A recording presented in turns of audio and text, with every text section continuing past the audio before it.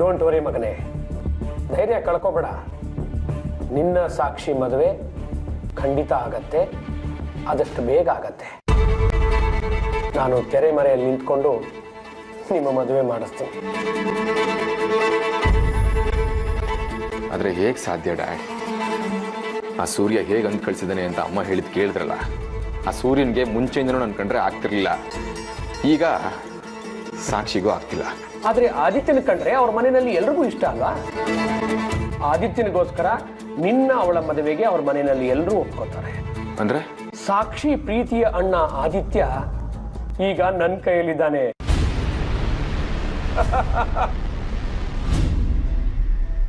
Dad, ನೀವು ಏನು ಹೇಳ್ತಾ ಇದ್ದೀರಾ? ಹೌದು, ಈಗ ಆದಿತ್ಯ ನನ್ನ ಕೈಯಲ್ಲಿದ್ದಾನೆ. ಅವನ ಮೂಲಕ ನಾನು ಇನ್ನೆಲ್ಲ ಆಸೆಗಳನ್ನ ನೆರವೇರಿಸ್ತೇನೆ. ಅಲ್ಲ, ಆದಿತ್ಯ ನಿಮ್ಮ ಹತ್ರ ಇದು ಹೇಗೆ ಸಾಧ್ಯ ಆಯ್ತು ಡ್ಯಾಡ್?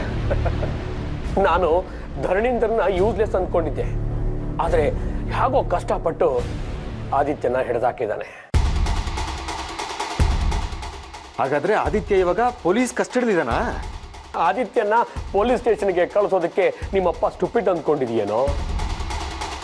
ಅವನು ಪೊಲೀಸ್ ಸ್ಟೇಷನ್ಗೆ ಕಳಿಸಿದ್ರೆ ಅವರಪ್ಪ ಇಮ್ಮಿಡಿಯೇಟ್ ಆಗಿ ಬೇಲ್ ಕೊಟ್ಟು ಅವನನ್ನು ಬಿಡಿಸ್ಕೊತಾ ಇದ್ದ. ಅದಕ್ಕೆ ಧರಣೀಂದ್ರಗೆ ಪೊಲೀಸ್ ಸ್ಟೇಷನ್ಗೆ ಕರ್ಕೊಂಡು ಹೋಗಬೇಡ, ನಮ್ಮ ತೋಟದ ಮನೆಗೆ ಕರ್ಕೊಂಡು ಹೋಗು ಅಂತ ಹೇಳಿದ್ದೆ. ಇಷ್ಟೊತ್ತಿಗಾಗಲೇ ನಮ್ಮ ಜನ ಆ ಆದಿತ್ಯನ ಅರ್ಧ ಕೊಬ್ಬನ್ನ ಕರಗಿಸ್ತಾ ಇರ್ತಾರೆ.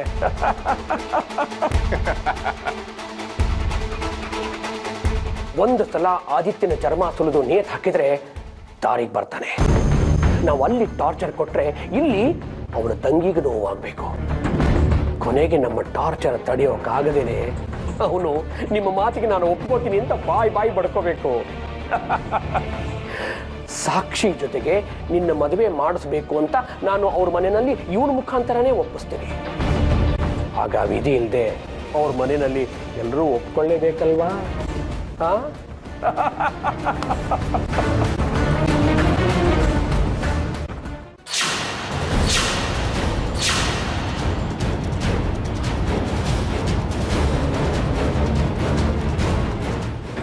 ಎಲ್ಲಿ ಕರ್ಕೊಂಬಂದಿರ ನನ್ನ? ಹೇಳ್ತೀನಿ ನಡಿಯಲ್ಲಿ.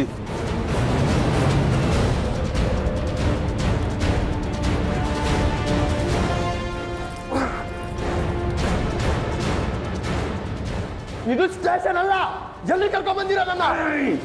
ಹೌದು, ಇದು ಸ್ಟೇಷನ್ ಅಲ್ಲ. ಏನ್ ಮಾಡ್ತೀಯ ನೀನು? ತಪ್ಪು ಮಾಡ್ತಾ ಇದೀರಾ, ಇದೆಲ್ಲ ಸರಿ ಇರಲ್ಲ. ಏಯ್, ತಪ್ಪು ಸರಿ ಅನ್ನೋದನ್ನ ಪೊಲೀಸ್ನವ್ರಿಗೆ ನೀನೇ ಕೊಡ್ಬೇಕಾ? ನೀನ್ ಮಾತ್ರ ಕಂಡ್ಕಂಡವ್ರಿಗೆಲ್ಲ ಚಾಕು ಹಾಕ್ಬೋದು, ನಾವು ಮಾತ್ರ ತಪ್ಪು ಮಾಡಬಾರ್ದ? ನಿನ್ನ ಮೈಯಲ್ಲಿ ಚರ್ಬಿ ಜಾಸ್ತಿ ಆಗಿದೆ, ಆ ಚರ್ಬಿನ ಹೇಗೆ ಇಳಿಸ್ತೀನಿ ಅಂತ ನೋಡ್ತಾ ಇರ್ತೀನಿ.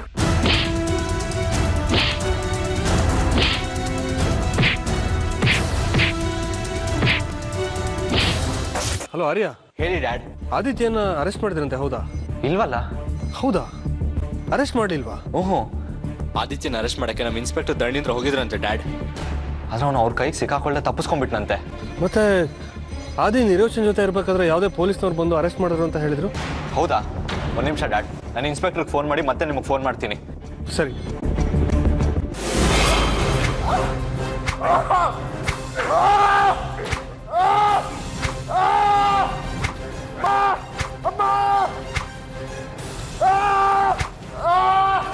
ಇನ್ಸ್ಪೆಕ್ಟರ್, ನಿಮ್ಮ ಅಡ್ರೆಸ್ ಸರಿ ಇಲ್ಲ. ನನ್ನ ಕೆಲಸದ ಬಗ್ಗೆ ನನಗೆ ಹೇಳ್ಕೊಡೋಕೆ ಬರ್ತೀಯ ನೀನು? ಸರ್ ಸರ್, ಯಾವುದೋ ಫೋನ್ ಬರ್ತಾಯಿದೆ ಸರ್.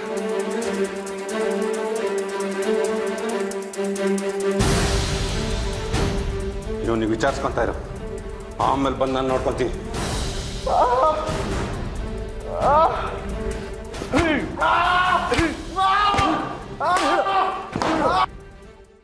ಹಲೋ, ಹೇಳಿ ಸರ್. ಧರಣೇಂದ್ರ, ನೀವು ಆದಿತ್ಯನ ಅರೆಸ್ಟ್ ಮಾಡಿದ್ರಾ? ಇಲ್ಲೂ ಸರ್, ಅವನ್ನ ಹಿಡಿಯೋಕೆ ಹೋದಾಗ ಅವಾಗಲೇ ತಪ್ಪಿಸ್ಕೊಂಡ ಅಂತೇಳಿ ನಾನು ನಿಮಗೆ ತಿಳಿಸಿದ್ನಲ್ಲ ಸರ್. ಹೌದಾ? ನಿರೋಷ ಯಾಕೆ ಹೀಗೆ ಅನ್ಲು? ನೀವ್ಯಾಕೆ ಇಷ್ಟು ಜೋರಾಗಿ ಗೇಜು ಬಿಡ್ತಾ ಇದ್ದೀರಾ? ಇಲ್ಲೂ ಸರ್, ಅದು ನನ್ನ ಹ್ಯಾಂಡ್ಸೆಟ್ ಪ್ರಾಬ್ಲಮ್ ಸರ್, ಒಂದೊಂದ್ಸಲ ಹಂಗೆ ಕೇಳಿಸೋದು. ಸರಿ, ಆದಿತ್ಯನ ಬಗ್ಗೆ ಏನೂ ಲೀಡ್ ಸಿಕ್ಕಿಲ್ವಾ? ಸರ್ ಇಲ್ಲ ಸರ್, ಅವನು ನಮಗೆಲ್ಲ ಎದುರ್ಕೊಂಡು ಬೇರೆ ಯಾವುದೋ ಊರಿಗೆ ಓಡೋಗಿದ್ದಾನೆ ಅನ್ಸುತ್ತೆ. ಹಾಗೇನಾದ್ರು ವಿಷಯ ಗೊತ್ತಾದರೆ ನಾನು ಇಮಿಡಿಯೇಟಾಗಿ ನಿಮಗೆ ತಿಳಿಸ್ತೀನಿ ಸರ್. ಸರಿ, ನನಗೆ ಯಾರೋ ರಾಂಗ್ ಇನ್ಫಾರ್ಮೇಶನ್ ಕೊಟ್ಟಿದ್ದಾರೆ.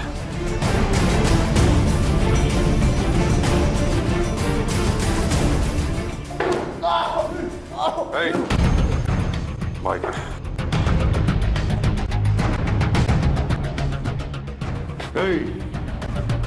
ಏನೋ ಲೋಫರ್, ನಿನ್ ಲವರ್ ಆಗ್ಲೇ ಆರಿಂಗ್ ವಿಷಯ ತಿಳಿಸಿದಾಳೆ. ನಿನ್ನ ಮನೆಯವ್ರು ಎಷ್ಟೇ ಹುಡುಕ್ಲಿ, ಆದ್ರೆ ಕಡೆಗೆ ಅವ್ರಿಗೆ ಸಿಗೋದು ಬರೀ ನಿನ್ ಡೆಡ್ ಬಾಡಿ ಮಾತ್ರ. ಗೊತ್ತಾಯ್ತಾ?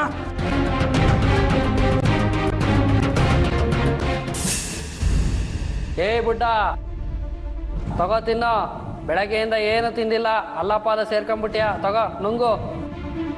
ಇವೆಲ್ಲ ಯಾರು? ನನಗೆ ಯಾಕೆ ಇಲ್ಲಿ ಕರ್ಕೊಂಬಂದ್ರೆ ಹೇಳೋವರೆಗೂ ನಾನು ಒಂದರಿ ಪಾನಿ ಕುಡಿಯೋಕ್ಕಿಲ್ಲ. ನಿಮಗೆ ಯಾರು ಇಲ್ಲಿ ಕರ್ಕೊಂಬರಕ್ಕೆ ಹೇಳಿದ್ದು ನನ್ನ? ನಾನೇ ನಜೀರ್.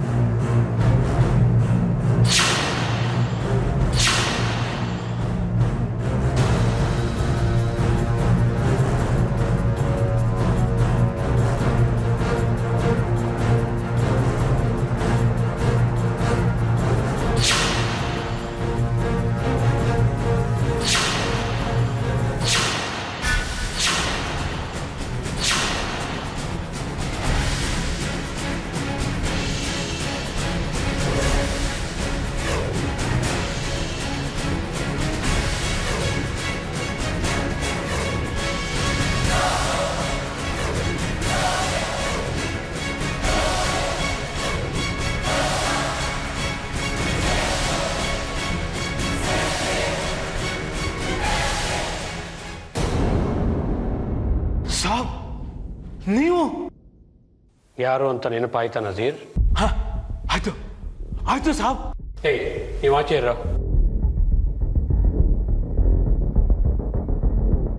ಸಾಬ್, ಅವತ್ತು 20 ವರ್ಷಕ್ಕೆ ಹಿಂದೆ ನಿಮ್ದು ಬೇಬಿ ಕರ್ಕೊಂಡು ನಮ್ದು ಮನೆಗೆ ಬಂದಿದ್ರಿ.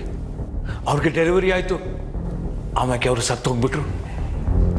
ಆ ಹುಟ್ಟಿದ ಮಗು ನಮ್ಮನ್ನ ಕೈಯಾಗೆ ಇಟ್ಬಿಟ್ಟು ನೀವು ಹೊರಟೋಗ್ಬಿಟ್ರಿ ಸಾಬ್. ಮತ್ತೆ ಬರಲೇ ಇಲ್ಲ ಸಾಬ್. ನಿಮ್ದಾಗೆ ನಾವು ಹೆಂಗೆ ಬರೆಯೋದು ಸಾಬ್? ಪರವಾಗಿಲ್ವೇ? ನೋಡಿ, 20 ವರ್ಷ ಆದರೂ ಚೆನ್ನಾಗಿ ಜ್ಞಾಪಕ ಇಟ್ಕೊಂಡಿದ್ಯಾ? ನಿನ್ನ ಮೆಮೊರಿ ಪವರ್ ತುಂಬ ಚೆನ್ನಾಗಿದೆ. ಗುಡ್. ಸಾಬ್, ಇಷ್ಟು ವರ್ಷ ಎಲ್ಲಿದ್ರಿ ಸಾಬ್? ನಿಮ್ದು ತಲಾಶ್ ಮಾಡಿ ಬಹಳ ಕಷ್ಟಪಟ್ಟೆ ಸಾಬ್. ನಿಮ್ದು ಪತ್ತೆನೇ ಆಗಲಿಲ್ಲ.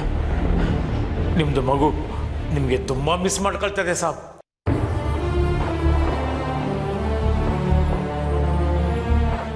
ಆ ಮಗುಗೆ ನಾನು ಬರೀ ಸಾಕಿದ್ದೀನಿ. ಅದು ನಮ್ದು ಬೇಟಿ ತರ. ಒಂದು ದಿನ ಮನೆಯಾಗೆ ಇಲ್ದಿದ್ರೆ ನಂದು ಮನಸ್ಸಿಗೆ ನೆಮ್ಮದಿ ಇರೋದಿಲ್ಲ ಸಾಬ್.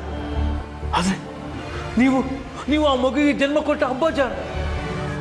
ಈ 20 ವರ್ಷದಾಗೆ ಒಂದು ದಿನ ಆ ಮಗುಗೆ ನೋಡ್ಬೇಕು ಅಂತ ನಿಮ್ಮ ಮನಸ್ಸಿಗೆ ಬರಲಿಲ್ಲ ಸಾಬ್? ಅನಿಸ್ತು, ತುಂಬಾ ಸಲ ಅನಿಸ್ತು. ಮತ್ತೆ ಯಾಕೆ ಬರಲಿಲ್ಲ ಸಾಬ್? ನೀವಿಷ್ಟು ದೊಡ್ಡ ಶ್ರೀಮಂತರು. ಆ ಮಗುಗೆ ನಮ್ದು ಗರೀಬ್ ಮನೆಯಾಗೆ ಬೆಳೆಯಕ್ಕೆ ಯಾಕೆ ಬಿಟ್ರಿ ಸಾಬ್? ಏನ್ ಮಾಡ್ಲಿ ನಜೀರ್, ಅವಾಗ ನನ್ನ ಪರಿಸ್ಥಿತಿ ಹಾಗಿತ್ತು. ತುಂಬಾ ಹೆಲ್ಪ್ಲೆಸ್ ಆಗಿದೆ. ಅಂದ್ರೆ ಅಂದ್ರೆ ನನ್ನ ಹೆಂಡತಿ ಮಗ ನಿಮ್ಮ ಹತ್ರ ವಸುಮತಿನ ಕರ್ಕೊಂಡು ಬಂದಿದ್ನಲ್ಲ, ಅದಕ್ಕೆ ಮುಂಚೆ ನನಗೊಂದು ಮದುವೆ ಆಗಿತ್ತು. ಮಗ ಕೂಡ ಇದ್ದ.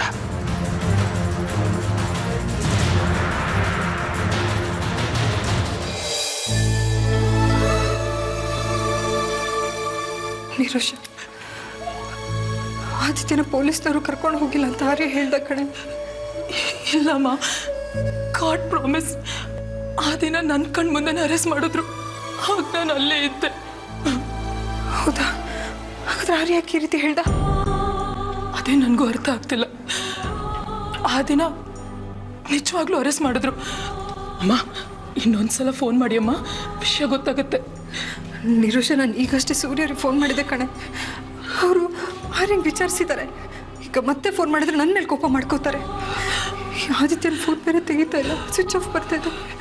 ಈಗೇನು ಮಾಡೋದು ಅಂತಲೇ ಗೊತ್ತಾಗ್ತಿಲ್ಲ ಕಣೆ ನನಗೂ. ಅಮ್ಮ, ಕಮಿಷನರ್ಗೊಂದ್ಸಲ ಫೋನ್ ಮಾಡ್ತೀರಾ? ವಿಷಯ ಗೊತ್ತಾದ್ರೆ ಗೊತ್ತಾಗ್ಬೋದು. ಕಮಿಷನರ್ ನಂಬರ್ ನನ್ನ ಹತ್ರ ಇಲ್ಲ ನಿರೋಷ. ಆರ್ಯನ ಹತ್ರ ಇರುತ್ತೆ. ಆದರೆ ನಾನು ಕಮಿಷನರಿಗೆ ಫೋನ್ ಮಾಡಿದ್ರೆ ಆರ್ಯ ನನ್ನ ಬಗ್ಗೆ ತಪ್ಪು ತಿಳ್ಕೋದನ್ ಕಣೆ. ಹೌದು, ಪೊಲೀಸ್ನವ್ರು ಮನೆಗೆ ಬರೋದಕ್ಕಿಂತ ಮುಂಚೆ ನೀನು ಆದಿತ್ಯ ಏನು ಮಾತಾಡ್ತಾ ಇದ್ರಿ? ಆದಿ ಬೇರೆ ಯಾವುದೋ ಫ್ರೆಂಡ್ ಮನೆಗೆ ಹೋಗ್ತೀನಿ ಅಂತ ಹೇಳ್ತಿದ್ದ. ಹಾಗಾದ್ರೆ ಆದಿತ್ಯ ಅಲ್ಲಿಗೆ ಹೋಗಿರ್ಬೇಕೇನೋ? ಇಲ್ಲ ಅಮ್ಮ, ಚಾನ್ಸೇ ಇಲ್ಲ. ಆದಿತ್ಯನ ನನ್ನ ಕಣ್ಮುಂದೆನೆ ಅವನು ಕೈ ಕೋಳ ಹಾಕಿ ಅರೆಸ್ಟ್ ಮಾಡ್ಕೊಂಡು ಹೋದ್ರು. ಅವನನ್ನ ಗ್ಯಾರಂಟಿ ಪೊಲೀಸ್ ಸ್ಟೇಷನ್ ಕರ್ಕೊಂಡು ಹೋಗಿರ್ತಾರಮ್ಮ. ಇಲ್ಲ ಕಣೆ, ನನಗೂ ಏನು ತೋಚ್ತಾ ಇಲ್ಲ. ನನಗೆ ತುಂಬ ಗಾಬರಿ ಆಗ್ತಾ ಇದೆ. ಇಲ್ಲಮ್ಮ, ಆ ಇನ್ಸ್ಪೆಕ್ಟರ್ ಸರಿ ಇಲ್ಲ. ಒಂದ್ಸಲ ಆದಿ ಅವ್ರ ಕೈಗೆ ಸಿಕ್ಲಿಲ್ಲ ಅಂತ ಅವ್ರಿಗೆ ಅವನ ಮೇಲೆ ತುಂಬ ಕೋಪ ಇರುತ್ತೆ.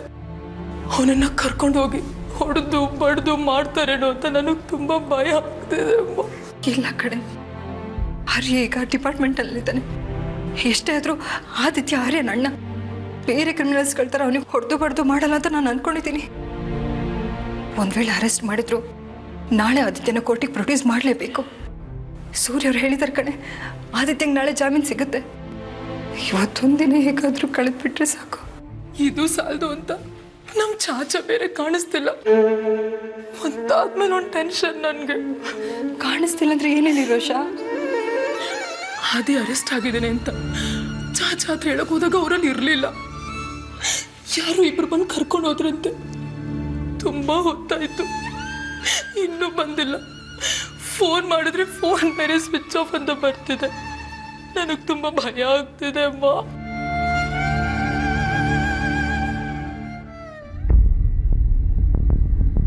20 ವರ್ಷದ ಹಿಂದಿನ ಮಾತು.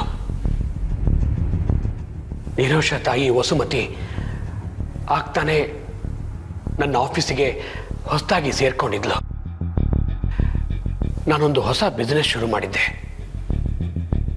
ಆ ವಿಷಯವಾಗಿ ಆಗಾಗ ಹೊರಗಡೆಗೆ ಟೂರ್ಗೆ ಹೋಗಿ ಬರ್ತಾ ಇದ್ದೆ. ಜೊತೆಗೆ ಅವಳು ಕರ್ಕೊಂಡು ಹೋಗ್ತಾ ಇದ್ದೆ. ಅವಳು ತುಂಬ ಚುರುಕಾಗಿ ಕೆಲಸ ಮಾಡೋಳು.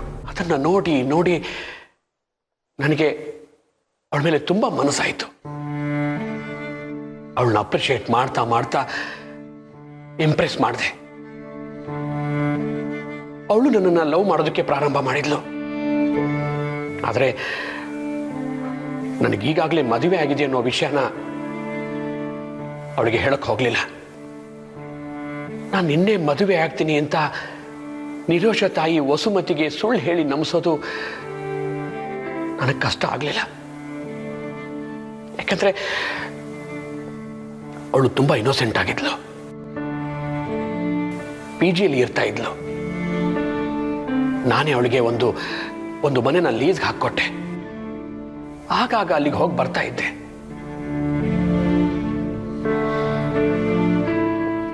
ಒಂದು ದಿನ ಗೊತ್ತಾಯಿತು, ಅವಳು ನನ್ನ ಮಗುಗೆ ತಾಯಿ ಆಗ್ತಾ ಇದ್ದಾಳೆ ಅಂತ.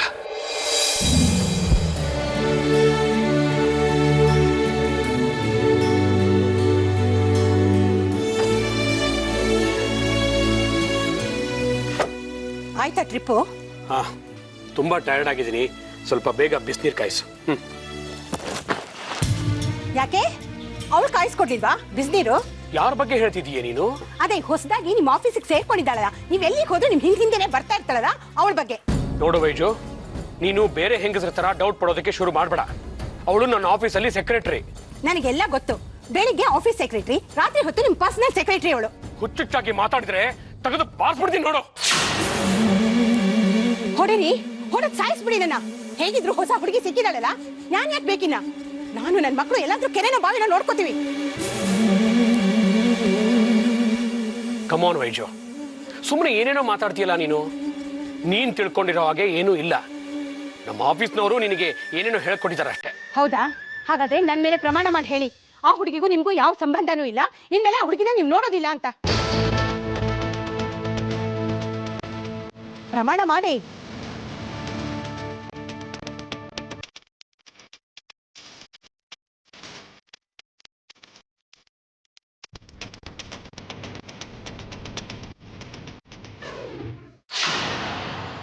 ಮುಂದೆ ಏನಾಯಿತು ಅಂತ ನಿಮಗೆ ಗೊತ್ತಿದೆ. ನನಗೂ ನನ್ನ ಮಗಳನ್ನ ನೋಡಬೇಕು ಅಂತ ತುಂಬಾ ತುಂಬಾ ಆಸೆ ಇತ್ತು ನಜೀರ್ ಭಾಯ್. ಆದರೆ ನನ್ನ ಹೆಂಡತಿ ಕಾರಣದಿಂದ ಅದು ಸಾಧ್ಯ ಆಗಲಿಲ್ಲ. ನೀವು ನನ್ನ ಮಗಳನ್ನ ತುಂಬ ಚೆನ್ನಾಗಿ ನೋಡ್ಕೋತೀರಾ ಅನ್ನೋ ನಂಬಿಕೆ ಇತ್ತು. ಮುಂದೆ ಯಾವಾಗಲಾದರೂ ಬಂದು ಅವಳನ್ನ ನೋಡೋಣ ಅಂದ್ಕೊಂಡಿದ್ದೆ. ಆದರೆ ಕೆಲವು ಸಮಸ್ಯೆಗಳಿಂದ ಬರೋದಕ್ಕಾಗಲಿಲ್ಲ. ಅದೆಲ್ಲ ಸರಿ ಸಾವ್. ಅದೇ ನನಗೆ ಯಾಕೆ ಇಲ್ಲಿ ತಂದು ಹಾಕಿದ್ದೀರಿ? ನಿಮ್ದು ಭೇಟಿಗೆ ಇಷ್ಟು ವರ್ಷ ನೋಡ್ಕೊಂಡಿದ್ದಕ್ಕೆ ನಮ್ಗೆ ಇದು ಬಕ್ಷಿಸ್ಕೊಡ್ತಾ ಇದ್ದೀರಿ? ನಜೀರ್ ಭಾಯ್, ನಮ್ಮ ಹುಡುಗರು ನಿಮಗೇನಾದರೂ ತೊಂದರೆ ಕೊಟ್ರ, ಹೊಡೆಯೋದು ಬಡಿಯೋದು ಮಾಡಿದ್ರ, ನಿಮ್ಮನ್ನ ಚೆನ್ನಾಗಿ ನೋಡ್ಕೊಂಡಿರ್ತಾನೆ? ಹಾ, ಚೆನ್ನಾಗೇ ನೋಡ್ಕೊಂಡ್ರು ಸಾಬ್. ಆದ್ರೆ ನನಗೆ ಯಾಕೆ ಇಲ್ಲಿ ತಂದು ಹಾಕಿದ್ದೀರಿ? ವಿಷಯ ಇದೆ. ಕಾರಣ ಇಲ್ಲದೆ ಈ ಚಿದಂಬರಂ ಯಾರನ್ನೂ ಕರೆಸಲ್ಲ. ಒಂದು ದಿವಸ ನಿರೋಷ ಆದಿತ್ಯನ ಜೊತೆಗೆ ನಮ್ಮ ಮನೆಗೆ ಬಂದಿದ್ಲು. ನಿಮ್ಮ ತಂದೆ ತಾಯಿ ಯಾರು ಅಂತ ಕೇಳಿದೆ. ಆಗ ಅವಳು ನಿಮ್ಮ ಹೆಸರು ಹೇಳಿದ್ಲು. ನಂಗೆ ತಕ್ಷಣ ಗೊತ್ತಾಯ್ತು ನಿರೋಷ. ಮತ್ತೆ ನಿರೋಷಗೆ ಯಾಕೆ ಮಾತಾಡ್ಸಿಲ್ಲ ಸಾಬ್? ಅದಕ್ಕೆ ಮಾತಾಡ್ಸಿದ್ರೆ ಬಹುತ್ ಖುಷಿ ಆಗ್ತಿತ್ತು. ಪಾಪ ಆ ಭೇಟಿ ಇವತ್ತಿಗೂ ಕೇಳ್ತದೆ, ನಮ್ದು ಅಬ್ಬಾಜಾನ್ ಯಾರು ಯಾರು ಅಂತ. ಅವಾಗಲೂ ನಾನು ಯಾರು ಅಂತ ಅವಳಿಗೆ ಹೇಳೋ ಪೊಸಿಷನ್ನಲ್ಲಿ ನಾನು ಇರಲಿಲ್ಲ.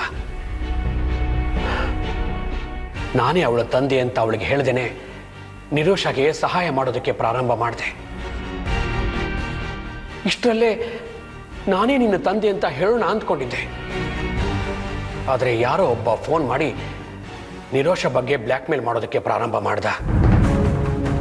ನಜೀರ್ ಭಾಯ್, ನಿರೋಷ ಬಗ್ಗೆ ಆಗಲಿ, ಅವಳ ತಾಯಿ ವಸುಮತಿ ಬಗ್ಗೆ ಆಗಲಿ, ನನಗೆ ನಿನಗೆ ಬಿಟ್ಟರೆ ಬೇರೆ ಯಾರಿಗೂ ಈ ವಿಷಯ ಗೊತ್ತಿರಲಿಲ್ಲ.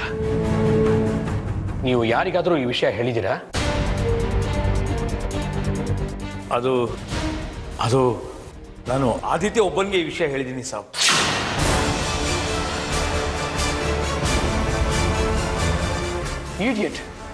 ಈಡಿಯಟ್ ನೀವು. ಆ ವಿಷಯ ಅವನಿಗೆ ಯಾಕೆ ಹೇಳಕ್ ಹೋದ್ರಿ? ಸಾಬ್, ಆದಿ ನಮ್ಮ ನಿರೋಷಗೆ ಬಹುತ್ ಪ್ಯಾರಿಗೆ ಮಾಡ್ತಾನೆ. ನಮ್ಮ ನಿರೋಷಾಗೆ ಚೆನ್ನಾಗೇ ನೋಡ್ಕೊಳ್ತಾನೆ. ಅಚ್ಚ ಲಡ್ಕ ಸಾಬ್. ಅವನಿಗೆ ವಿಷಯ ಗೊತ್ತಿರಲಿ ಅಂತ ಹೇಳಿದೆ ಸಾಬ್. ಮಣ್ಣಂಗಟ್ಟಿ ನೋಡ್ಕೋತಾನೆ. ಅವನೊಬ್ಬ ಬೀದಿ ಪೊರ್ಕಿ. ಅವನು ನನ್ನ ಮಗಳಿಗೆ ಜೋಡಿ ಆಗೋದಕ್ಕೆ ಹೇಗೆ ಸಾಧ್ಯ ನಜೀರ್ ಭಾಯ್? ಇಲ್ಲ ಸಾಬ್, ಆದಿಗೆ ನಾನು ನೋಡಿದ್ದೀನಿ. ಸ್ವಲ್ಪ ಮಾತಂಗೆ ಖಡಕ್ ಹುಡುಗ, ಆದ್ರೆ ನಿರೋಷಾಗೆ ಚೆನ್ನಾಗೇ ನೋಡ್ಕೊಳ್ತಾನೆ. ಒಳ್ಳೆ ಜೋಡಿ ಆಗ್ತಾನೆ ಸಾಬ್. ಬುದ್ಧಿ ಇಲ್ಲ ನಿಮಗೆ. ಅವನು ನನ್ನ ಹತ್ರ ಕೆಲಸಕ್ಕಿದ್ದ. ಅವನು ಹೇಗೆ ಅನ್ನೋದು ನಿಮಗಿಂತ ನನಗೆ ಚೆನ್ನಾಗಿ ಗೊತ್ತು.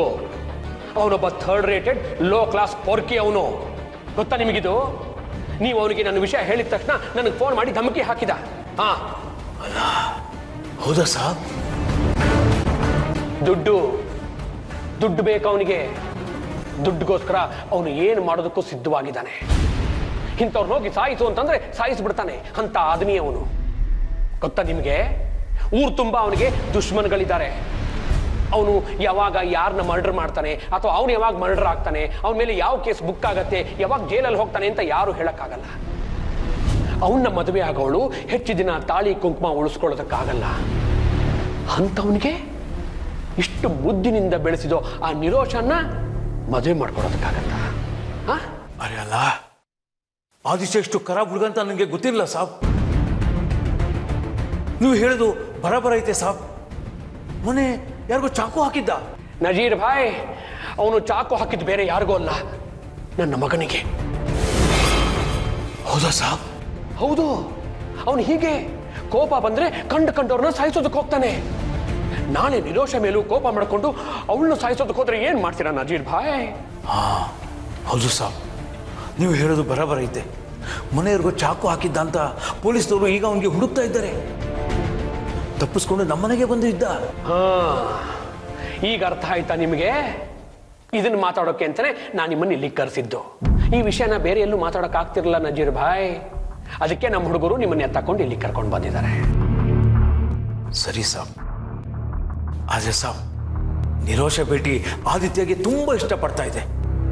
ನಿರೋಷಗೆ ಈ ವಿಷಯ ಹೇಳಿದ್ರೆ ಸುಮ್ಗೆ ಕಣ್ಣೀರು ಹಾಕ್ತದೆ ಸಾಬ್. ನಜೀರ್ ಭಾಯ್, ನೀವು ನನ್ನ ಸ್ಥಾನದಲ್ಲಿ ನಿಂತ್ಕೊಂಡು ಯೋಚನೆ ಮಾಡಿ ನೋಡಿ.